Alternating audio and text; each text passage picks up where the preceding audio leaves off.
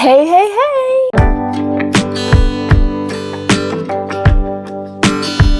J'espère que vous allez bien, moi ça va super méga giga bien. Aujourd'hui on se retrouve dans une nouvelle vidéo, ça faisait un petit moment que je vous avais pas sorti de vidéo comme ça.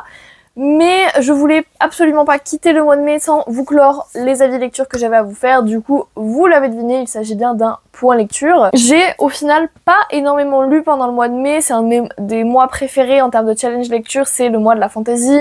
Vous le savez, ou vous le savez peut-être pas, mais je vais vous le dire, la fantasy c'est mon genre de prédilection, surtout quand il y a de la romance, et aujourd'hui c'est 2 romantasy en plus de ça. Du coup voilà, c'est mon mois préféré, mais c'est vrai que j'ai pas beaucoup lu, j'ai été beaucoup fatiguée, voilà, j'ai été malade aussi la première partie du mois, donc voilà, j'ai très peu lu au final, mais bon, je pense que je vais me rattraper sur le mois de juin. J'ai déjà commencé un livre, on est le 2 juin, c'est génial. On parlera d'abord de Divine Darkness, le tome 1, une offrande de chair et de sang de Anatrice chez Hugo Roman. Et ensuite, je vais vous présenter Dance of Tears de Marie Hyperson chez La Martinière Jeunesse. Bref, on ne tergiverse pas plus, c'est parti.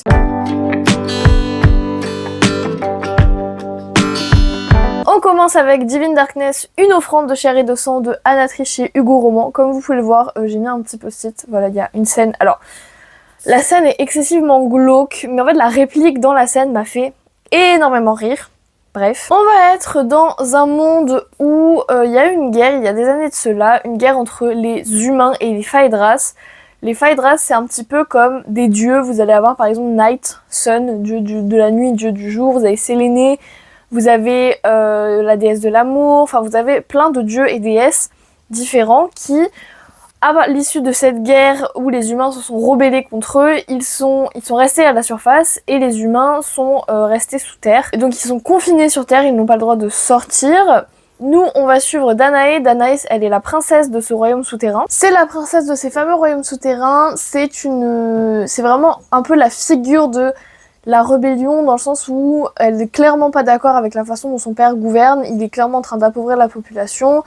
Elle est d'ailleurs un petit peu impliquée dans une rébellion vraiment active. Je vous laisse découvrir comment, parce que c'était vraiment hyper original et hyper intéressant et je m'y attendais pas du tout. Et vraiment, déjà ça a toujours été le vilain petit canard de sa famille. Son frère et sa sœur ne la comprennent pas, son père laissez tomber.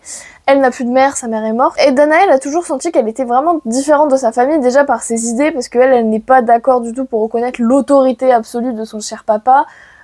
Pour elle, il devrait même pas gouverner leur royaume. Et en plus de ça, elle est déjà fiancée, alors que je crois qu'elle a 19 ans, quelque chose comme ça. Elle est déjà fiancée, elle connaît déjà son fiancé, et mon dieu, quel enfer. Sa sœur est mariée à un gros dégueulasse qui a déjà essayé de la draguer. Enfin, vraiment, elle vit dans un monde où elle déteste être là. Elle a clairement envie de se barrer très loin. En plus de ça, elle est censée rester vierge jusqu'au mariage, mais bien évidemment, elle s'est trouvée un amant parmi la garde royale de son père. Donc voilà, elle est vraiment dans cette figure de la rébellion. Elle a tendance à un petit peu trop ouvrir sa bouche pendant les réceptions. Voilà, moi c'est le genre d'héroïne que j'adore parce qu'elle tombe pas dans le cliché de l'héroïne absolument tarée, voilà. Un jour va arriver un émissaire de Sun, donc le dieu du jour et du soleil, etc., qui va choisir Danae comme épouse, sachant qu'elle était déjà fiancée, donc le père est un peu blasé.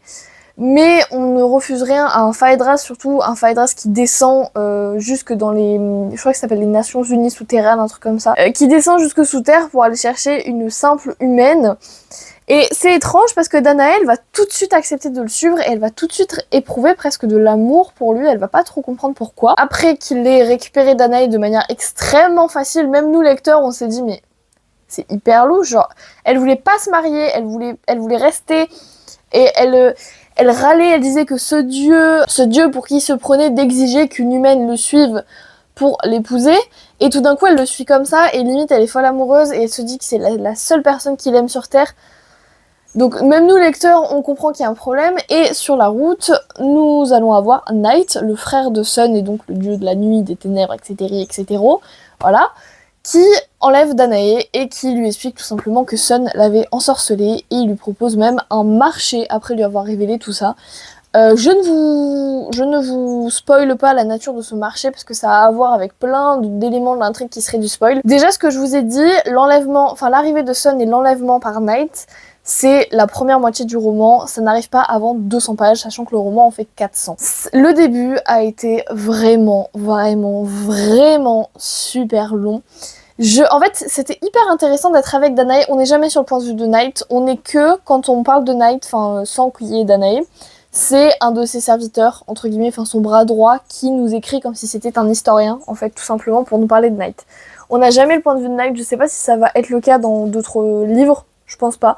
Enfin, dans la suite de la saga. Mais c'était agréable d'être avec Danae parce que, comme je l'ai dit, c'est une héroïne que j'ai beaucoup appréciée, dans le sens où elle est cette figure de rébellion sans tomber dans le cliché absolu de juste l'héroïne quasi hystérique qui a décidé de se rebeller contre tout et tout le monde sans raison valable, et où en fait son combat est juste un caprice d'enfant pourri gâté qui a décidé qu'elle voulait faire ce qu'elle voulait, non pas parce qu'elle est oppressée, mais plutôt parce que elle fait des caprices.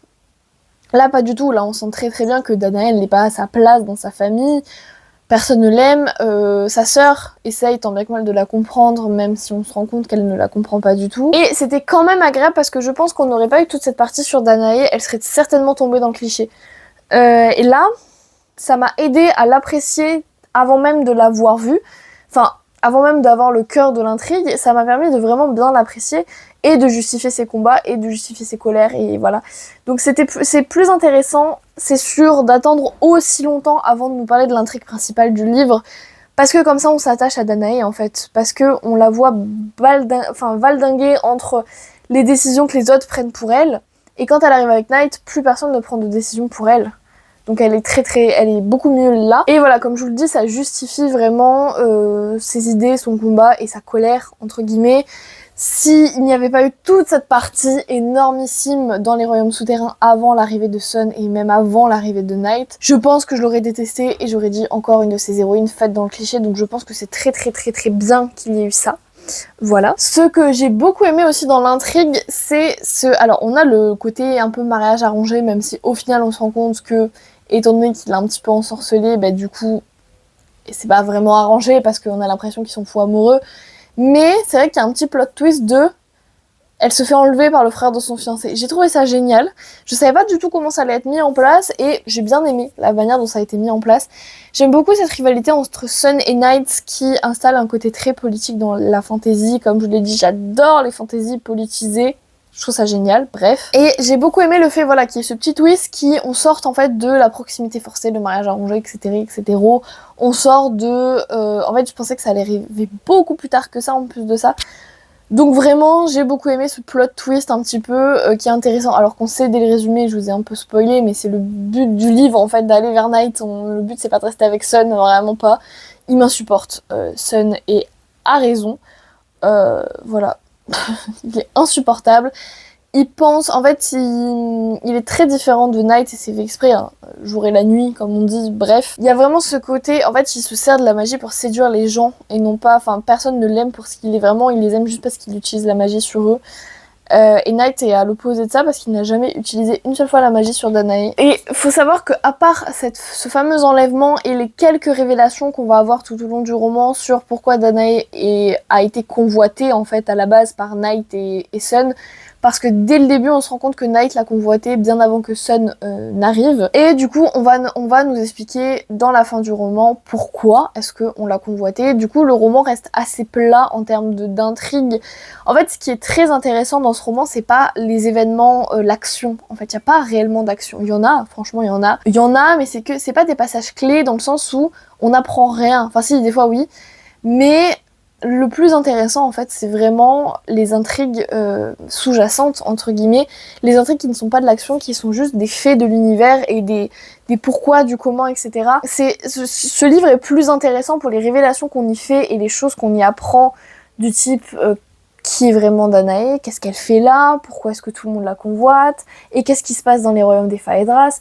C'était hyper intéressant parce que ça permet déjà de développer l'univers pour le tome 2, et en plus de ça, ça crée une ambiance et une tension avec Night qui est juste magnifique. C'est vraiment un vrai slow burn parce que là, il s'est quasiment rien passé. Dans ce livre-là, il s'est quasiment rien passé pour être très honnête avec vous, donc vraiment on est sur du vrai slow burn et non pas du slow burn à la va-vite. Et voilà, du coup c'est super intéressant pour cette ambiance, cette tension et bien sûr les révélations qu'on y fait parce que clairement des fois tu te dis « Ah quand même, ah oui !»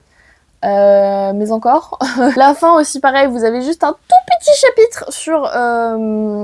juste à la fin en fait, enfin un chapitre c'est plutôt un épilogue on va dire. Un tout petite, mais de 2 pages, je crois qu'il fait, ou 3 pages, même pas, où en fait on vous dit « Ah ouais, eh ben le tome 2, ça va être ça. » Ah, ben je veux lire en fait, je veux vraiment lire. On apprend encore des choses et on sait qu'on va en apprendre dans le tome 2 parce qu'en fait, on nous parle d'un truc assez mystérieux où on nous dit rien dessus. En fait, on nous en parle comme si on savait ce que c'était, sauf que vu qu'on ne sait pas, ça donne vraiment l'eau à la bouche parce que du coup c'est une conversation entre 2 personnages. Déjà on apprend qu'il y aura peut-être des histoires de mensonges, trahison, complot, etc. Donc ça c'est génial. Et en plus de ça on nous dit « Ah oui mais il y a ça, ça, ça. » Mais c'est quoi ça, ça, ça? Eh ben on va le découvrir dans le tome 2. J'ai trop hâte. Et dernier petit point que je voulais aborder. Il n'y a pas de smut dans ce roman. Certes, voilà, il n'y a pas de scène... vraiment, les scènes érotiques, on va dire, n'aboutissent jamais à rien. Mais on parle de cul à toutes les fucking pages. Le royaume de Night, c'est un royaume où chacun est libre de faire ce qu'il veut. Dans le sens où vous pouvez ken dans la rue, tout le monde s'en fout. Et donc... on assiste à des scènes... Alors déjà, le livre s'ouvre sur une orgie géante. Magnifique. Enfin, c'est très peu décrit, on comprend ce que c'est, mais on nous décrit pas des scènes vraiment pornographiques, hein, qu'on soit d'accord là-dessus. Et pareil, il y a une tension avec entre Dana et Night, parce que, et bah du coup, sur son petit corps d'humaine, eh ben, ça fait une attirance, gna gna gna, et du coup, ça crée des scènes absolument... déjà hilarantes, parce que quand on ressort vraiment du contexte de l'érotisme, etc., c'est trop drôle parce que vraiment elle se retrouve dans des situations où tu te dis mais comment elle a fait pour en arriver là? Et en plus de ça c'est tellement pas tabou dans leur monde que c'est juste à mourir de rire. J'ai adoré que Danae à la fin rentre un peu dans ce jeu où il n'y a pas trop de complexes, etc. parce qu'elle a jamais été aussi complexée, enfin aussi bridée par la société sur ce sujet-là. Elle vraiment elle avait un amant dans le dos de tout le monde et tout le monde s'en... enfin... voilà, elle faisait sa vie, elle en avait rien à faire. Donc elle commence à rentrer dans ce jeu-là vers la fin du roman et c'était super drôle. Et c'était vraiment super drôle parce qu'on sent qu'elle s'est prise au jeu, entre guillemets, et ça annonce que du bon pour le tome 2. Enfin bref. Du coup, voilà, j'ai quand même beaucoup aimé ma lecture. C'est resté très en surface parce que je pense que c'est un tome 1, donc c'est un tome assez introductif. Alors certes, la saga ne fait pas 15 tomes, elle en fait que 3, c'est une trilogie. Mais je pense que c'était assez, vraiment c'était assez, déjà de 1 pour me mettre l'eau à la bouche. Je pense que si l'autrice avait poussé ce tome 1 là plus loin, j'aurais peut-être pas eu envie de lire le tome 2 autant que j'ai envie de lire le tome 2 là. Je l'ai même mis dans ma pile à lire du mois de juin, si vous l'avez pas vu, elle sera dans le petit i. Et en plus de ça, bah, ça installe vraiment cette ambiance et cette tension qui est essentielle, je pense, au bon déroulement de la saga, au bon développement des personnages et bien sûr au bon développement de l'intrigue et des révélations qu'on nous en fait. Et je pense qu'étant donné la fin de celui-là, le tome 2 va démarrer sur les chapeaux de roue, mais vous verrez ça très bientôt sur TikTok. Voilà. Ensuite, nous continuons avec Dance of Thieves de Marie E. Pearson chez La Martinière Fiction. C'est pas jeunesse, cette fois-ci. Alors, cette saga, je me la trimballe en pile à lire depuis je ne sais combien d'années. J'ai essayé de regarder un petit peu si je retrouvais un éventuel book haul où j'en avais parlé, et je pense sincèrement qu'elle remonte à 2021 ou 2022. Parce qu'elle a été imprimée en 2020. Je pense sincèrement que je l'ai lu en 2021. Pour être très honnête avec vous. Ça faisait des années que je devais le sortir de ma palle. C'est un des premiers livres pour lesquels on a parlé de romantaisie sur les réseaux sociaux livresques. Donc je voulais absolument revenir un petit peu à la genèse de la romantaisie, de ce mot-là que j'aime tellement et que j'affectionne tellement à l'heure actuelle. Que nous sommes dans un monde où qui est découpé en plusieurs royaumes. Il y a quelques années, vraiment on est en sortie de guerre. Il y a quelques années, une guerre a secoué ce territoire et ça a été une guerre particulièrement meurtrière en une seule bataille. Je crois qu'il y a eu 20 000 morts, quelque chose comme ça. Donc vraiment, ça a été une guerre très meurtrière. Nous, on va suivre Quasi de Brumevive, qui est devenue garde d'élite pour la reine Vanda. La reine de Vanda, pardon. On n'a pas son prénom, on ne le dit jamais. Mais Vanda, avant, était dirigée par vraiment des dictateurs, hein, clairement. Et depuis, la reine est montée sur le trône parce que ces dictateurs-là avaient usurpé le trône à son père, donc qui était le vrai roi légitime. Et depuis qu'elle a récupéré le trône, elle essaye de rétablir la paix et surtout de retrouver un criminel de guerre qui était un général qui faisait partie de l'ancien gouvernement et qui clairement a tué des dizaines et des milliers de personnes et a décidé de prendre la fuite. C'est un énorme manipulateur, enfin voilà. Vraiment, c'est pas le genre de personne qu'il faut laisser en liberté, surtout après une guerre aussi dévastatrice. Et nous, on va suivre Quasi. Donc Quasi, à la base, c'est une fille des rues, en fait. Elle a grandi, elle a survécu en volant, en développant des aptitudes absolument exceptionnelles pour voler, pour survivre, en fait, parce que sa mère a été enlevée quand elle était toute petite. Du coup, nous allons suivre Quasi qui part en expédition avec son escouade, on va dire, pour pour trouver ce fameux criminel, et ça va les amener jusqu'au Guet de Thor. Et le Guet de Thor est en soi, à la base, il est sur le royaume d'Islandie, et il est géré par donc le roi d'Islandie. Sauf que le Guet de Thor, ça fait peut-être 5 ou 6 générations qu'il est géré en réalité par la famille Ballinger. Ouais. Et la famille Ballinger a tendance à faire respecter sa propre loi, malgré le fait qu'ils soient sur un autre royaume. Tout simplement parce qu'ils considèrent qu'ils étaient là avant leur petite guéguerre un petit peu ridicule et que eux ils n'ont rien à voir là-dedans. Donc ils continuent de gérer la bouche... Comment ça s'appelle? La bouche du diable? Je sais plus. Bon, je sais plus. La bouche de l'enfer, la bouche de... Bon, bref. Donc, Cassie et son escouade vont se retrouver là-bas parce qu'elle pense que ce fameux criminel recherché est là-bas. Et elle va tomber sur Jace Ballinger, elle va même le provoquer sans réellement savoir qui il est, elle va le savoir après coup. Jace va essayer de lui tendre un piège, sauf qu'en lui tendant ce piège, ils vont tous les deux se faire enlever par des trafiquants de main-d'œuvre dont Jace devait lutter, enfin contre lesquels Jace devait lutter depuis un moment. Donc vous imaginez bien que... alors je sais pas si je vous ai expliqué, mais en fait Jace est le chef des Ballinger, ce qu'on appelle le Patreil. C'est le chef, en gros, c'est le roi, tout ce que vous voulez. C'est lui qui dirige la bouche de l'enfer, le Guet de Thor et la famille Ballinger en général, ils sont vraiment beaucoup. Et du coup, voilà, c'est le chef. Donc imaginez pour un marchand de main-d'œuvre contre qui Jace lutte, capturer le Patreil, c'est exceptionnel. Ils vont réussir à s'enfuir grâce aux capacités exceptionnelles de Cassie en termes de vol, de distraction, etc. Et ils vont se retrouver dans le désert. En fait, c'est un mélange entre désert et forêt. En fait, ça passe de l'un à l'autre de manière très facile. Ils vont se retrouver à plusieurs dizaines de kilomètres du Guet du Thor et de la bouche de l'enfer. Donc, ils vont devoir marcher. Sauf qu'ils sont enchaînés aux pieds. Donc, ils vont devoir essayer de survivre tous les deux ensemble. Et ça, c'est qu'une toute petite partie du roman. Pourquoi? Tout simplement parce qu'ils vont réussir à retourner au Guet du Thor assez rapidement. En fait, on vous le dit pas dans le résumé, mais c'est les 100 premières pages du livre. On les suit pendant la survie, et puis ils arrivent à retourner au Guet du Thor, c'est la première partie du roman. Sauf que pendant leur survie, il se pourrait qu'ils aient succombé l'un à l'autre, et que maintenant ils doivent... En fait, ils doivent faire semblant devant la population du Guet du Thor, parce que, en revenant... il y a eu une espèce de, comment on pourrait dire, de quiproquo qui a fait que Cassie a dû lui venir en aide en se faisant passer pour son amante, etc. Du coup, ils vont devoir à la fois faire semblant devant les habitants, sauf que la famille de Jace est un peu en mode vous faites pas tellement semblant, nous prenez pas pour des cons. Et puis en même temps, Cassie, elle ne doit pas oublier, même si elle craque beaucoup pour Jace, qu'à la base, elle vient chercher un prisonnier de guerre, que Jace lui cache beaucoup de choses, et Jace aussi pense que Cassie lui cache beaucoup de choses, et a raison. En fait, ils se cachent mutuellement beaucoup de choses, nous on est au courant. Pourquoi? Parce qu'on a les deux points de vue. On a Jace et Cassie, donc on est au courant de tout en fait, quasiment. Sauf à la fin, on nous a quand même révélé des petits trucs qu'on savait pas trop, mais bon. Du coup voilà, on va suivre ces deux personnages sur ces deux temporalités là, donc le moment où ils sont dans la nature et ensuite le moment où ils reviennent et Jace reprend sa place de Patreil et Cassie devient un peu une invitée mais en fait elle est un peu prisonnière, enfin voilà.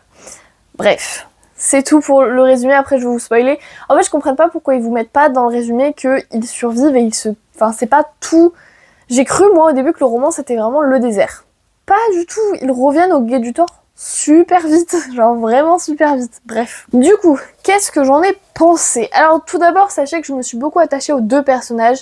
J'adore Cassie, j'adore Jace. En fait, ils ont leur propre combat, leur propre raison de mentir, leur propre raison de ne pas être totalement en confiance avec l'autre. Et quand Jace rêve un avenir avec elle, Cassie ne se fait pas d'illusions du tout et se dit mais en fait c'est impossible, on n'aura jamais d'avenir ensemble et je le sais. C'est en fait chacun a leur raison de penser ce qu'ils pensent et j'ai été rarement en désaccord avec eux, vraiment je me suis dit ouais mais je comprends. Enfin j'ai vraiment été très compréhensive avec eux tout le roman.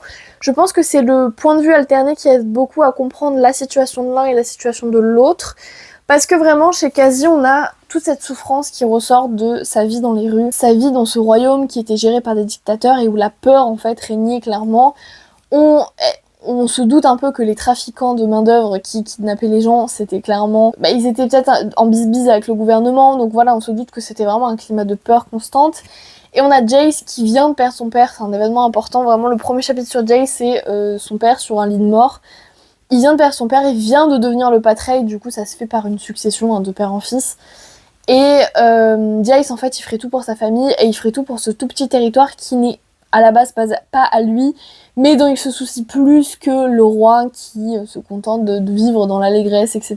On comprend tous les deux, et on comprend aussi ce poids qui pèse sur les épaules de Jace parce qu'il doit gérer sa famille, et il doit gérer un bout de territoire entier qui n'est même pas à lui, parce que c'est le seul en mesure de protéger les habitants et de faire régner l'ordre, parce que le roi s'en contrefou, mais royalement. Donc voilà, vraiment je me suis beaucoup attachée à ces deux personnages. Leur romance est vraiment toute choupie parce que elle va pas très vite. En fait, au début ça allait super vite, et puis vu qu'ils reviennent à la réalité, du coup ça se calme et ça s'apaise vraiment tout doucement, donc c'est hyper agréable. Et comme vous devez vous en douter, c'est une fantaisie très politisée. Je veux dire, il y a eu une guerre il y a pas très longtemps, les relations entre les royaumes sont encore un petit peu tendues, pas tendues, mais encore un petit peu en stand-by en fait, les relations sont voilà encore un petit peu en discussion, et vous avez ce mini royaume illégitime qui prend plus de place qu'un vrai royaume, et vous avez en fait on va suivre à travers Jace et Kha'Zix comment Jace gère cette mini cité. C'est une cité hein, le guet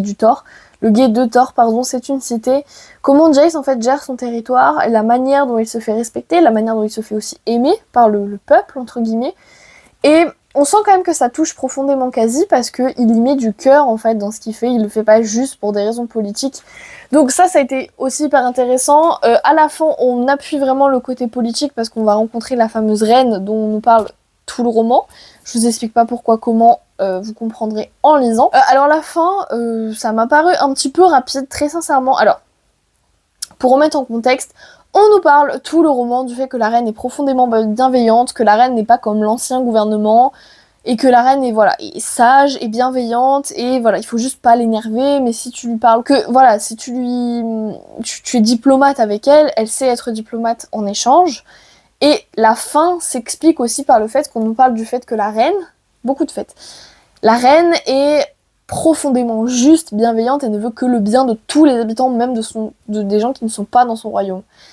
Et ça explique aussi la fin qui se finit si bien, mais en vrai, le livre se serait arrêté sur cette fin magnifique et merveilleuse et mirobolante.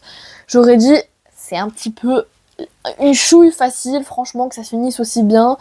Et c'est vraiment genre, oh ben on est tous heureux, tous ensemble, ouh, faisons la fête, il n'y a plus de problème dans la vie.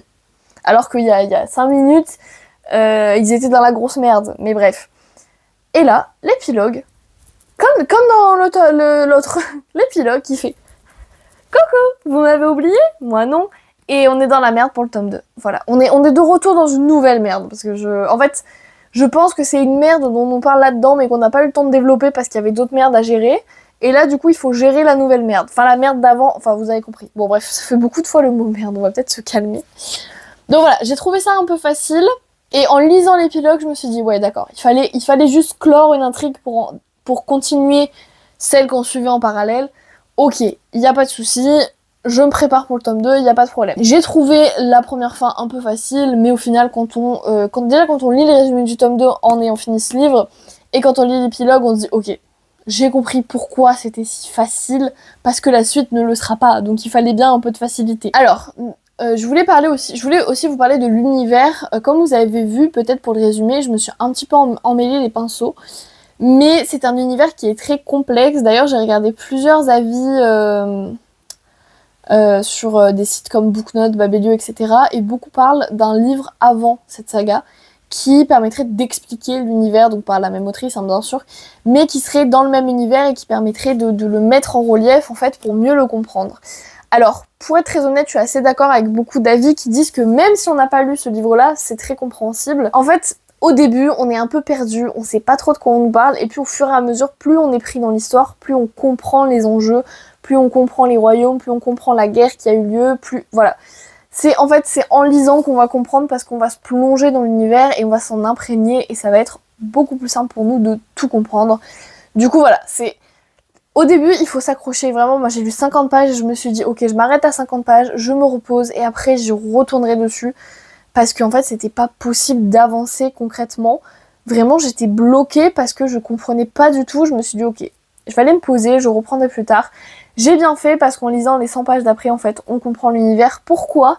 Parce que pendant qu'ils sont tous les deux en mode survie, ils nous expliquent l'univers, littéralement. Donc c'est trop bien, parce que c'était Ça s'est fait naturellement en fait, c'est juste qu'ils se racontaient des histoires entre eux pour passer le temps en fait, parce qu'ils marchaient toute la journée, qu'est-ce que tu veux faire d'autre que te raconter des histoires, des légendes de ton pays, parce qu'ils viennent de 2 pays différents du coup. Et du coup ça nous permettait de comprendre l'univers et c'était vraiment super bien. Du coup voilà, c'était de la fantaisie politique avec un petit couple trop mignon, de la tension, un tout est bien qui finit bien, mais en fait pas du tout, vous vous en doutez, j'ai adoré. Bref, alors j'ai l'impression que ce point lecture a été beaucoup plus long que d'habitude, mais j'avais envie de parler des livres parce que ça faisait un moment qu'on n'avait pas fait de point lecture.